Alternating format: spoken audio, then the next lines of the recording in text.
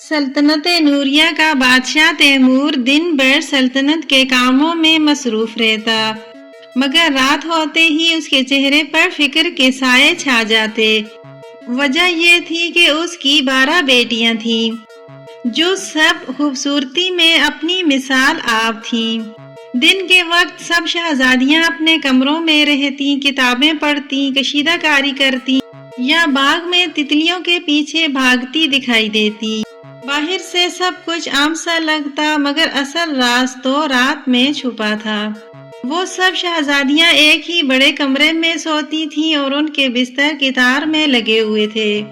بادشاہ اپنی بیٹیوں سے بہت پیار کرتا تھا، لیکن وہ ان کے معاملے میں بہت محتاط بھی تھا۔ وہ روز رات کو ان کے کمرے کا دروازہ خود لاک کرتا تھا تاکہ شہزادیاں محفوظ رہیں۔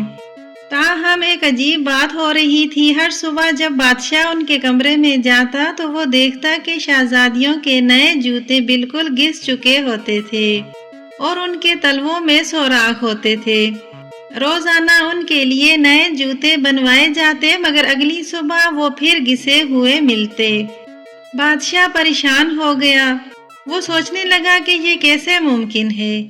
دروازہ بند ہوتا ہے، کھڑکیاں اونچی ہیں، پھر یہ جوتے ایک ہی رات میں کیسے ٹوٹ جاتے ہیں؟ بادشاہ نے سر پکڑ کر کہا، آخر شہزادیاں رات کو کہاں جاتی ہیں؟ پھر وزیر نے کہا، بادشاہ سلامت، جہاں عقل کام نہ آئے وہاں قسمت آزمائی کرنا چاہیے۔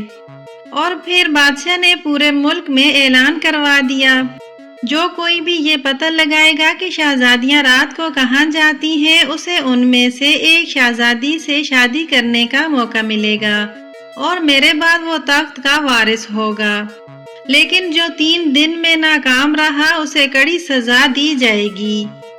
کئی شہزادے آئے، لیکن وہ سب رات کو پہرا دیتے ہوئے سو جاتے اور صبح شہزادیوں کے جوتے پھر ٹوٹے ہوئے ملتے۔ اسی دوران ایک زخمی سپاہی اپنے گھوڑے پر سوار جو جنگ سے واپس آ رہا تھا، اس نے بھی یہ اعلان سنا تو وہ بھی جنگل سے ہوتا ہوا محل جانے لگا۔ جنگل میں اسے ایک بوڑھیا ملی جو لکڑی کا گڈڑا اٹھائے جا رہی تھی۔ سپاہی کو اس پر بہت ترس آیا تو وہ بوڑھی عورت کو اس کے لکڑیوں سمیت اپنے گھوڑے پر بٹھا کر اس کے گھر تک لے آیا۔ بوڑھی عورت بہت خوش ہوئی۔ جس نے اس سے پوچھا، بیٹے پریشان لگتے ہو، کہاں کا ارادہ ہے؟ سپاہی نے بادشاہ کے اعلان کے بارے میں بتایا۔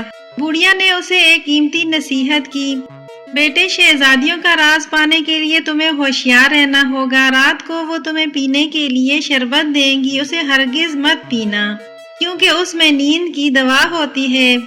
اور یہ لو میرا جادوئی لبادہ، اسے اوڑھ کر تم نظر نہیں آؤ گے اور ان کا پیچھا کر سکو گے۔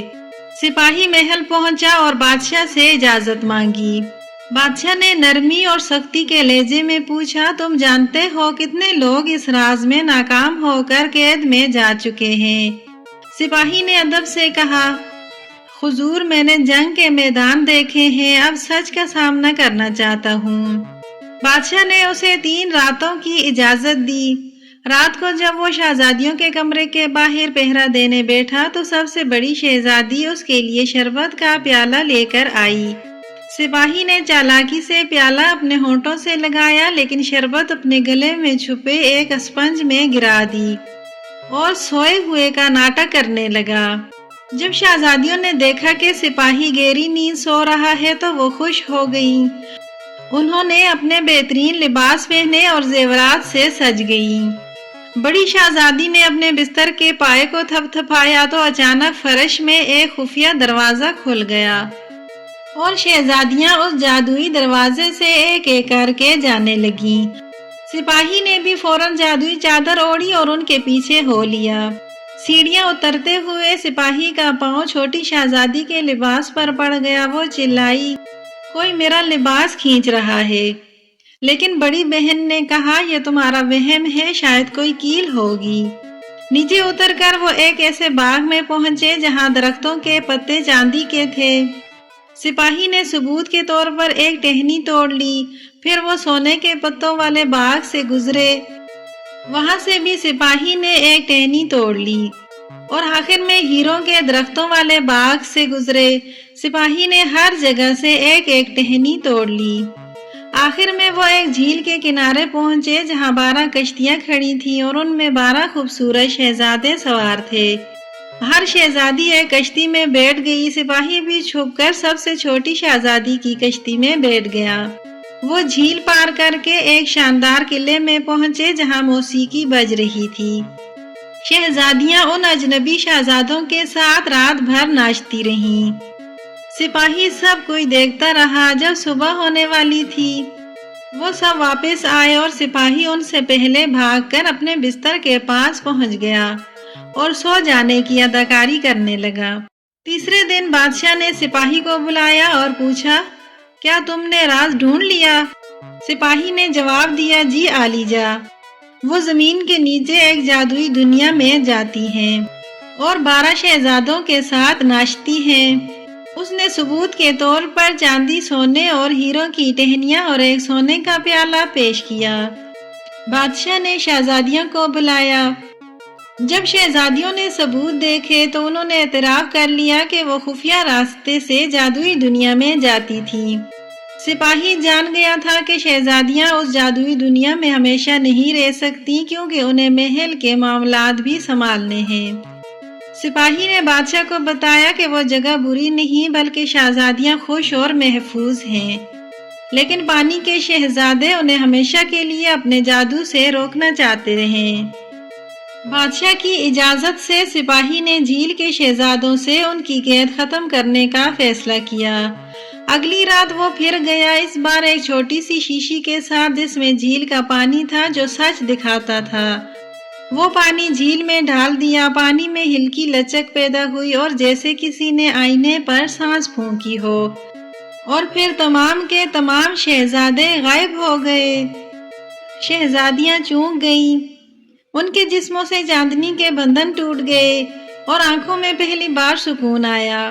شہزادیوں نے آہستہ سے کہا، یہ کیا ہوا؟ سپاہی نے کہا، جادو ختم ہو گیا ہے، جو تمہیں باندھتا تھا وہ ختم ہو گیا، اب تم سب آزاد ہو۔ شہزادیوں نے ڈرتے ہوئے کہا، کیا اب ہم اپنی جادوئی محل میں کبھی نہیں جا پائیں گی؟